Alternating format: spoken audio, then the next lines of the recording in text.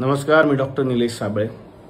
सन्माननीय राशी चक्रकार शरद उपाध्ये सर यांच्याशी मला खरं तर थेट संवाद साधता आला असता, कारण त्यांचाही नंबर माझ्याकडे आहे, माझाही फोन नंबर त्यांच्याकडे आहे.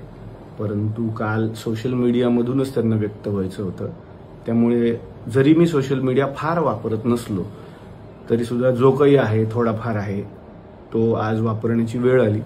मला नेहमी वाटायचं की सोशल मीडियावर आपण फक्त मनोरंजनाचे व्हिडिओ पोस्ट करत जाऊयात, जेणेकरून आपलं जे काम आहे लोकांना हसवणं तेवढंच आपण करूयात. पण कधीतरी असाही एक व्हिडिओ इन्फॉर्मेटिव्ह किंवा जे काही खरं घडलं होतं त्याचा एखादा व्हिडिओ करावा लागेल असं खरं तर मला वाटलं नव्हतं. पण ठीक आहे, वेळ असते आणि त्यावेळी त्या गोष्टी कराव्या लागतात. सन्माननीय शरद उपाध्ये सर, तुमची आणि माझी 1 ते 2 वेळा भेट झाली होती. कशी तीही मी प्रेक्षकांना सांगणार आहे. तुम्ही माझ्यासाठी गुरुतुल्य आहात, होतात, पुढेही राहाल. परंतु काल सुरुवात जी तुमच्या पोस्टची आपण केलीत की डॉक्टर निलेश साबळे यांना झी मराठीने डच्चू दिला. मी खाली का बघतोय, मी मुद्दे काढून बोलतोय, उगाच वेग काहीतरी बोलत नाहीये म्हणून मी मुद्दे काढून बोलतोय. कारण उगाच माहिती न घेता एखादा पटकन व्हिडिओ बनवणं किंवा पटकन काहीतरी लिहिणं मला वाटतं ते जबाबदारीचं वाटत नाही माझ्यासारख्या माणसाला. जर आपण आपली बाजूच नाही मांडली तर लोकांना आपली बाजू कशी कळणार? म्हणून हा सगळा मी घाट घातलेला आहे या व्हिडिओचा. खरं तर आपण सुरुवात केली की झी मराठीनं डच्चू दिला, हकालपट्टी केली वगैरे वगैरे. मला फक्त एक प्रश्न विचारायचा आहे सर, की तुम्हाला यातली पूर्ण माहिती आहे का? किंवा बाहेर सुद्धा मीडियामध्ये लिहिणाऱ्यांना काय ते लिहू शकतात. युट्यूबवरती बरेच जणांचे स्वयंघोषित पत्रकारांचेही चॅनल आहेत. जे कुठली मोठी मोठी चॅनल आहेत त्यांचा मी रिस्पेक्ट करतो, पण स्वयंघोषित जे कोणी पत्रकार मुलं असतात, मुलंच म्हणतो मी त्यांना, जे आपापलं एक चॅनल करतात आणि त्याच्यावरती डच्चू दिला, हकालपट्टी केली, या सगळ्यांना एक महत्त्वाची इन्फॉर्मेशन द्यायची आहे. कार्यक्रमाला मी नाही म्हटलोय. तुम्हाला कदाचित माहिती नसेल म्हणून म्हणतो की ही माहिती घ्यायला पाहिजे होती तुमच्यासारख्या एका मोठ्या गुरुतुल्य व्यक्तीनं. जेव्हा आपण एवढ्या मोठ्या सोशल मीडियाचा वापर करतो, सोशल मीडिया खूप मोठं नाव आहे, कारण तुम्हाला माझ्यापेक्षा जास्त लोक फॉलो करतात सर, आणि तुम्हाला मला तरी एक फॅन म्हणून फॉलो करतात, तुम्हाला गुरु म्हणून फॉलो करतात. त्यामुळे मला असं वाटतं की जबाबदारी खरं तर तुमची जास्त होती की आपण खरंच माहिती घेऊयात. झीमध्ये तुमच्याही ओळखी भरपूर आहेत. तुम्ही एक फोन करून विचारू शकला असतात की काय झालंय, निलेश साबळे या कार्यक्रमात का नाहीये. झी मराठीत सर अनेक लोक तुम्हालाही मानतात, त्यामुळे तुम्ही एखादा झी मराठीत फोन करून विचारायला पाहिजे होतं, माहिती घ्यायला पाहिजे होती की गेले जवळपास 6 महिने झी मराठीच्या अधिकृत व्यक्ती जे त्या हेड पदावरती आहेत त्यांनी मला अनेक वेळा फोन केले होते. मी नाव घेऊन बोलू शकतो. सन्माननीय रोहन राणे जे नॉन फिक्शन हेड होते, ज्यांनी मला 6 महिन्यात अनेक वेळा फोन केले होते की आपण चला हवं सुरू करतोय, तुमच्याशिवाय डॉक्टर तो होणार नाही, एकदा आपण मीटिंग करायला पाहिजे. म्हटलं आपण मीटिंग नक्कीच करूया. तदनंतर अगदीच 1-1.25 महिन्यापूर्वी माझी सविस्तर 2 तासांची झी मराठी बरोबर मीटिंग झाली आहे त्यांच्या चॅनलला, वरळीच्या ऑफिसला. ज्यावेळेला त्यांनी मला सांगितलं होतं की आपण कार्यक्रम करतोय आणि कशा पद्धतीनं करता येईल याविषयी एकदा बोलूया. माझ्या काही अडचणी होत्या. मी जो एक सिनेमा करतोय त्यात मी सध्या अडकलोय, त्याचं शूटिंग अजून 1.5 महिना चालणार आहे. त्यामुळे त्या तारखा न जुळल्यामुळे आणि अनेक वेगवेगळी कारणं असल्यामुळे सध्या या कार्यक्रमातून माघार घ्यायची मी त्यांना रिक्वेस्ट केली की मला माघार घेऊ द्या. याचा अर्थ असा होत नाही की मला कार्यक्रम करायचा नव्हता, मी नकार दिला. मी पुन्हा एकदा क्लिअर करतो, पण मी स्वतःहून या कार्यक्रमातून बाहेर पडलोय. मी स्वतःच म्हणालोय की मला कार्यक्रमात आत्ता तरी भाग घ्यायचा नाहीये. सेम भाऊ कदम सरांचं सुद्धा आहे. भाऊ सध्या माझ्याच बरोबर माझ्याच सिनेमात काम करत आहेत, तेही या कार्यक्रमात नाही आहे. 2 माणसं या कार्यक्रमात नाही आहेत. पण का नाही आहेत याचं कारण तुम्ही जाणून घेतलं का? मला असं वाटतं की सर तुमच्यासारख्या एका मोठ्या व्यक्तीनं थोडी माहिती घ्यायला पाहिजे होती की निलेश साबळे कार्यक्रमाला नाही म्हणालेले आहेत. आणि हे मी माझ्या ऑफिशियल चॅनलवरून आत्ता सांगतोय, माझ्या या सोशल मीडिया अकाउंटवरून सांगतोय. याला झी मराठी सुद्धा दुजोरा देईल जर आपण त्यांना विचारलं तर. अगदी ते सांगतील सुद्धा की माझी मीटिंग किती वेळ आणि कुठे झालेली आहे.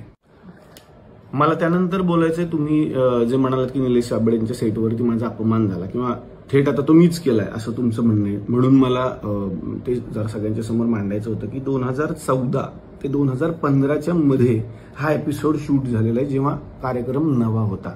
कार्यक्रमाच्या पहिल्या 50 भागांमधला हा भाग आहे. त्यामुळे ते जे वाक्य आहे की 10 वर्ष झाली डोक्यात हवा गेली होती, तर वाक्यात मग पुन्हा प्रॉब्लेम होतोय, कारण 50च एपिसोड झालेले आहेत आणि तुम्ही म्हणता तेव्हा ही घटना घडली आहे. तर तेव्हा हवा गेली होती कदाचित. मग 10 वर्ष झाल्यावर हवा डोक्यात गेली, ही वाक्यच वेगळी वेगळी वाटतात मला सरळ सरळ. पहिल्या 50 भागातच चला माझ्या डोक्यात हवा गेली असेल असं तुमचं म्हणणं आहे. पण मला एवढं सांगायचं की तुम्ही ज्या ज्या गोष्टींची माहिती सोशल मीडियातून समोर आणली ती म्हणजे मला सेटवरती बोलावलं, मला पाणीही विचारण्यात आलं नाही. मला सगळ्यांना सांगायचं की SL विजन नावाची खूप मोठी कंपनी, खूप नावाजलेली झी मराठीची कंपनी चला हवा येऊ द्याचा सगळा कारभार सांभाळते आणि त्यांनी उत्तम हा कारभार सांभाळलाय आजपर्यंत. कंपनीची किती माणसं काम करतात, जे जे लोक हवा येऊ द्याच्या शूटिंगला आलेत त्या सगळ्यांना माहिती आहे.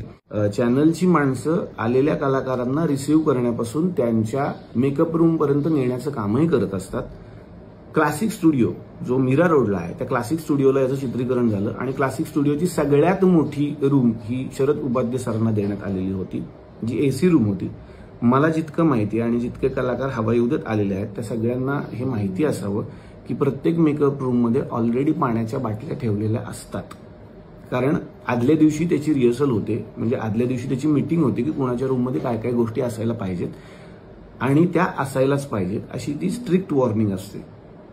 याही व्यतिरिक्त तुमचं म्हणणं होतं की माझ्याशी निलेश साबळे बोललेच नाहीत. बरं, पाण्याचा मुद्दा आणखीन मला थोडा पुढे न्यावा असं वाटतोय. पाणी विचारलं नाही ही खरंच माझी जबाबदारी असेल का असं मला अजूनही प्रश्न पडलेला आहे. कारण मी स्टेजवरती होतो, तुम्हाला जसं आठवतंय मी रिहर्सल करत होतो आणि आपण सर आपल्या रूममध्ये होतात. माझी रिहर्सल उरकून मी प्रत्येक कलाकाराच्या रूममध्ये गेलो, त्यावेळी तुम्हाला पाणी नाही मिळालंय.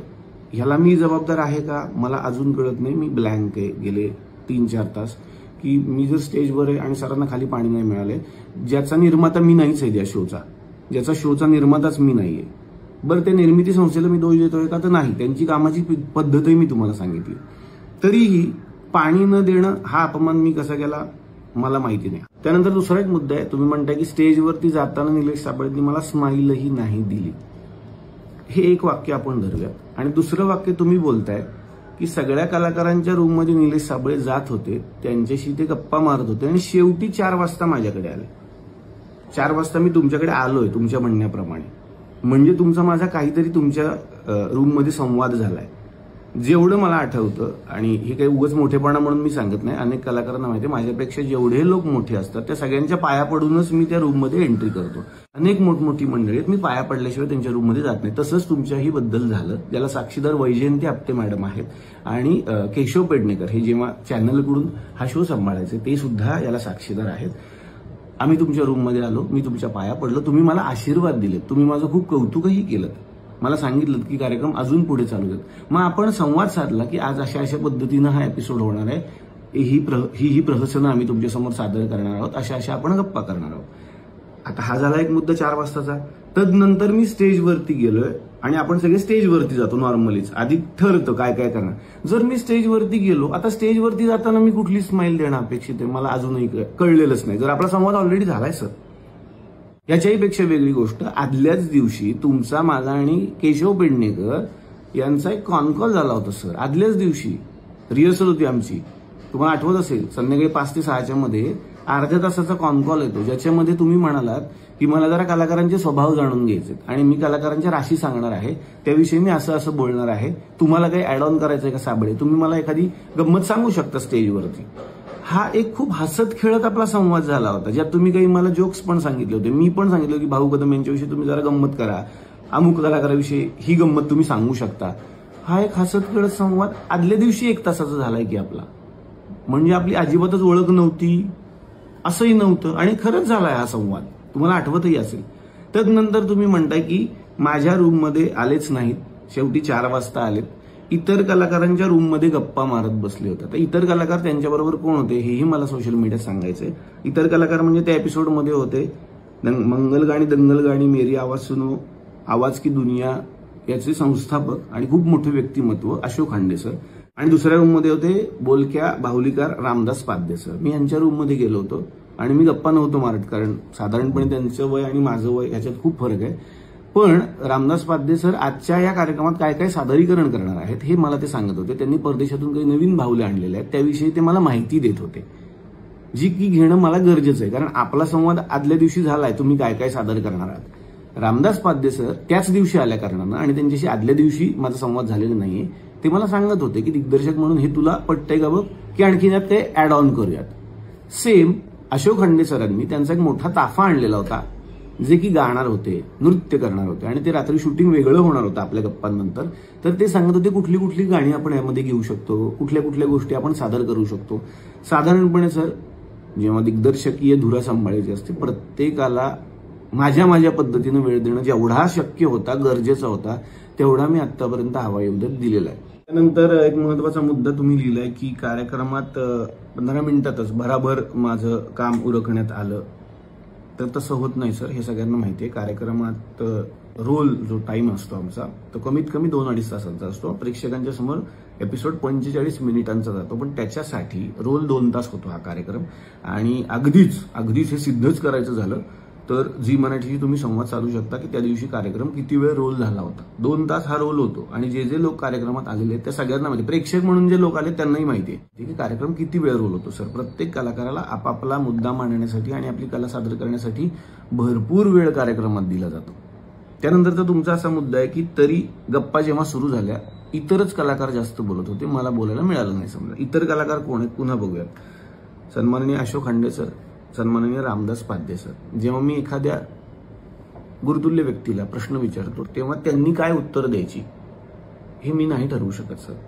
त्यांनी किती वेळ बोलायचं, त्यांचा अनुभव त्यांनी किती वेळ सांगायचा, हे ती व्यक्ती ठरवते. ह्या दोन्ही व्यक्ती माझ्यासाठी जितके तुम्ही मोठे आहात, तितक्याच याही 2 व्यक्ती माझ्यासाठी मोठ्या आहेत. तुम्ही कमी बोला सर, तुम्ही जास्त बोला सर, असं मी कसं करू शकतो? आणि यातून, त्यांच्या जास्त बोलण्यातून तुमचा कसा अपमान होतोय मला अजून नाही कळलं. तर ही घटना 2014 ते 15च्या मधली हा एपिसोड. आणि त्यानंतर आता 2025 म्हणजे 10 वर्षांनंतर तुम्ही सोशल मीडियावर लोकांच्या समोर हा मुद्दा मांडला. पण मला प्रेक्षकांना सांगायचं, यानंतर सुद्धा शरद उपाध्ये सर आणि माझी एक चांगली भेट झालेली आहे, ती आता मी तुमच्यासमोर सांगतो. ज्येष्ठ अभिनेत्री निर्मितीताई सावंत यांच्या मुलाचं म्हणजे अभिनयचं लग्न होतं आणि त्या लग्नामध्ये आम्ही दोघे एकत्र भेटलो. सर, तुम्हाला आठवत असेल, एकाच टेबलवरती शरद उपाध्ये सर आणि मी, आपण दोघेच बसलो होतो. तुमच्या सुविद्य पत्नी होत्या आणि माझी बायको शेजारी बसली होती. आपण चौघं त्या टेबलवरती बसलो, बाकी कोणी नव्हतं. एक राऊंड टेबल होता आणि जवळपास 2 ते 2.5 तास आपण जेवण केलं, आपण सगळ्या गप्पा मारल्या. तुम्ही हवाईउद्याविषयी बोलत होतात, तुम्ही माझं कौतुक करत होतात, तुमचं भविष्य खूप चांगलं आहे याविषयी बोलत होतात, मी तुमच्याशी संवाद साधत होतो. तदनंतर तुम्ही असं म्हणालात की निलेशजी, आपण एक फोटो घेऊयात. तुमच्या मोबाईलमध्ये आपला एक फोटो सुद्धा आहे आपल्या सगळ्या फॅमिलीचा. याला प्रूफ म्हणून अभिनयच्या लग्नातले जर फोटो मी मागवले तर आपल्याला तोही फोटो सापडेल, आपण एका टेबलवरती बसलेला. कारण बऱ्याच वेळेला फोटोग्राफी झाली. आणखीन प्रूफ म्हणून निर्मितीताई सावंत स्वतः त्या टेबलपर्यंत आल्या होत्या आणि त्यांनी विचारलं होतं तुमचं जेवण व्यवस्थित चाललंय का वगैरे वगैरे. मला असं वाटतं की ह्या सगळ्या गोष्टी ज्या घडून गेल्यात, ह्या का आपण लोकांच्या समोर मांडायच्या, पण ती वेळ आता आली म्हणून मला त्या गोष्टी मांडायच्या होत्या. माझा प्रश्न एवढा, जर 2.5 तास आपण दोघे एकत्र संवाद साधत होतो 2017ला, तर तेव्हा तुम्ही हा मुद्दा का मांडला नाहीत की निलेशजी 2015च्या कार्यक्रमात मी तुमच्याकडे आलो होतो, अशा घटना घडल्या, मला तुमचा राग आलाय किंवा मला वाईट वाटलंय, मी तुमची माफी मागितली असती त्या क्षणाला. माझं हेच म्हणणं आहे की याच्यासाठी सोशल मीडियावरच तुम्हाला यायचं होतं, म्हणून मीही सोशल मीडियातून व्यक्त झालेलो आहे.